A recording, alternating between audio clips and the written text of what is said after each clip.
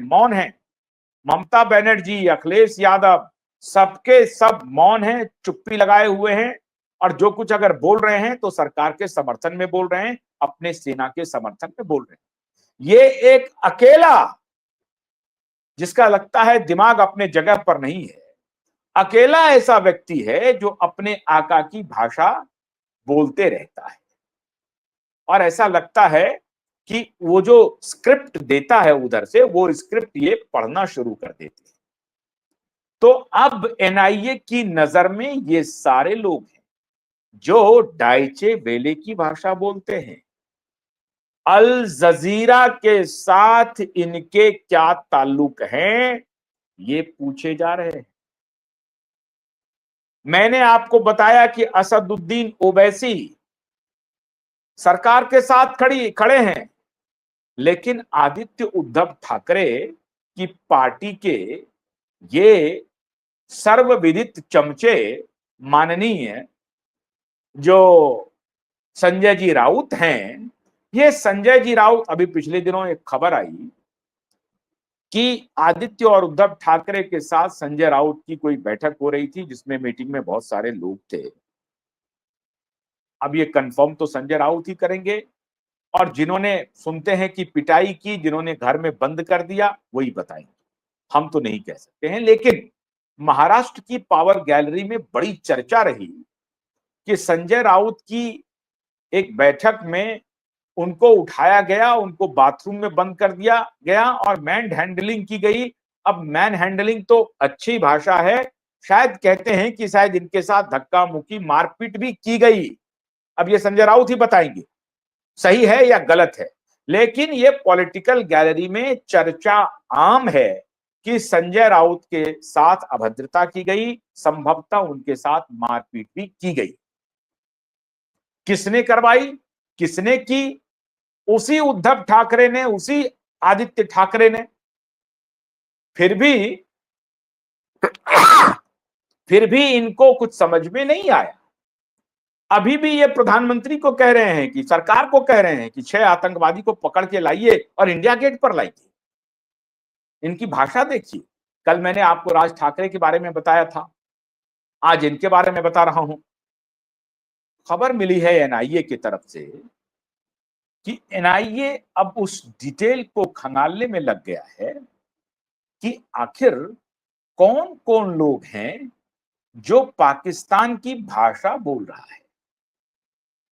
स्वरा भास्कर, जुबैर अहमद और बाकी जो लोग हैं, वो सारे लोग कह रहे हैं कि पाकिस्तान पर हमला करना एक तो थोड़ा बहुत हो गया, युद्ध नहीं करना चाहिए, युद्ध समाधान नहीं है।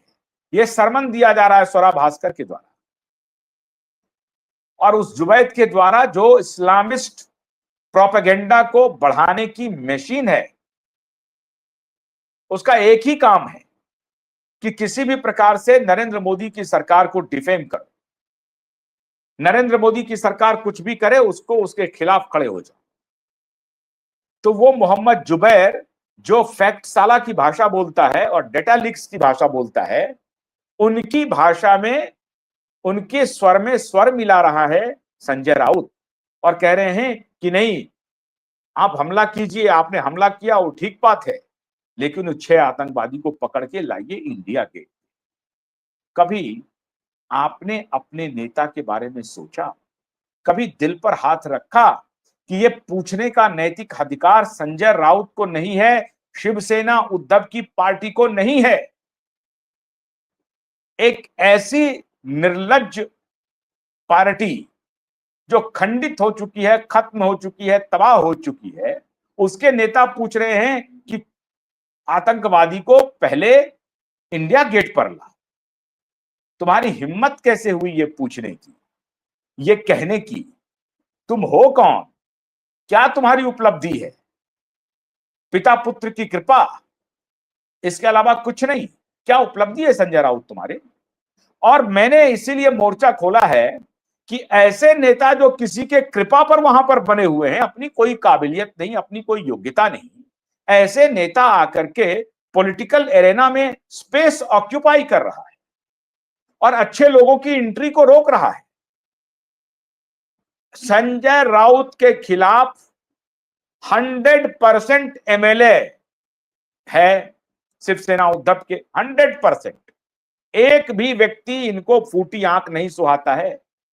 ये सिर्फ स्टूज है इस बाप बेटे का। ये बाप बेटे जो बात नहीं कहना चाहते हैं वो इनसे कहलवा देते हैं। यही धंधा है संजय राउत का। और ऐसे नेता हमारे उच्च सदन की शोभा बढ़ाए, इससे शर्मनाक कोई बात हो नहीं सकती। उद्धव आदित्य ने अपने आसपास ऐसे ही साइकोफ्रेंट की एक पूरी कोठरी तैयार की है, जिस कोठरी को blow by blow cuboid network expose कर रहा है। राज ठाकरे भाई ने कहा कि मोदी को हमला नहीं करना चाहिए। क्यों? बात नहीं बन रही है, कुछ एग्रीमेंट नहीं हो पा रहा है भारतीय जनता पार्टी के साथ। तो एग्रीमेंट अगर नहीं हो तो मुखर हो जाओ, कुछ भी बोलना शुरू कर दो। ये मुस्लिम अपीजमेंट की तरफ बढ़ रहे हैं। इनको ये पता नहीं है कि देश के 25 करोड़ मुसलमान प्रधानमंत्री मोदी के साथ पहलगांव हमले के मुद्दे पर और पाकिस्तान पर हमले के मुद्दे पर मजबूती से खड़े हैं। कुछ देवबंदी फर्जी जो बाबर और औरंगजेब के खानदानी अपने को बताते हैं, तैमूर के खानदानी बताते हैं, उनको छोड़कर।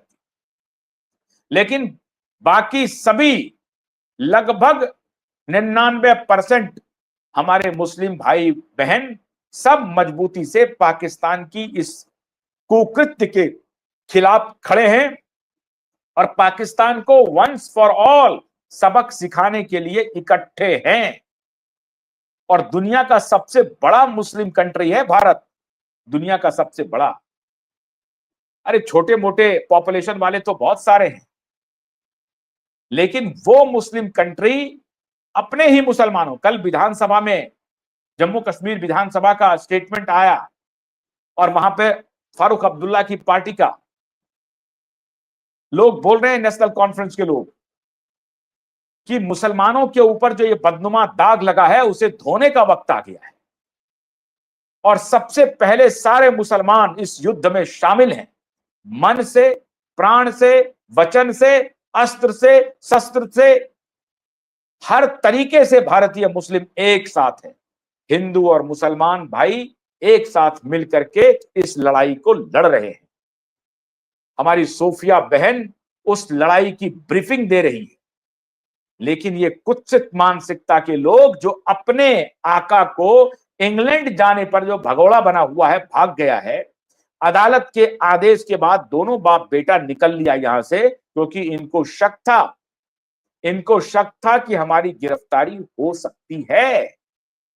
इस शक से बचने के लिए ये दोनों फरार हो गए और यहां पर संजय राउत को जिम्मेदारी दे दी कि और कुछ नहीं तो 22 अप्रैल के हमले और अभी जो भारत हमला कर रहा है उस पर तुम सवाल उठाते रहना। तुम्हें उस 6